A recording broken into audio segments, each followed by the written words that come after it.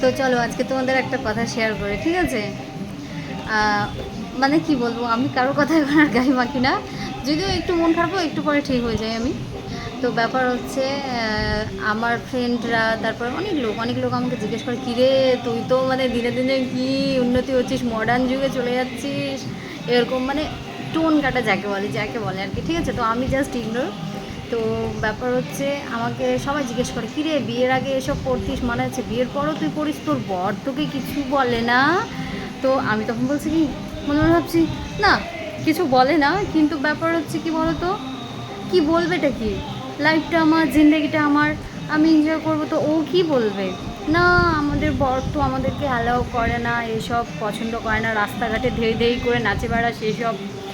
শোনো, নিজের মানুষ যদি ঠিক থাকে না দুনিয়াতে, না সবার সাথে যুদ্ধ করতে পারবে, সবার সাথে। যে আগে আসুক, পরে আসুক, পিছে আসুক, ডানে আসুক, বাই আসুক, কাউকে দেখতে লাগবে না, জাস্ট খালি নিজের মানুষটা ঠিক হতে হবে। আমি আজকে আমার মানুষটা ঠিক আছে, আমি এটা গ্যারান্টি দিয়ে বলতে পারি না ভবিষ্যতে আমার এই মানুষটা একই রকম থাকবে। কে কখন চেঞ্জ হয় সেটা বলাই মহা মুশকিল। তো যখন দেখো, আমাকে পিন্টু নিজেও বলেছে, আজকে তুমি একা আছো, মানে একা বলতে দেখো আমরা দুজন, ঠিক আছে? ভবিষ্যতে দুজন থেকে তিনজন হব, তখন কি এসব ড্রেস পরলে মানাবে?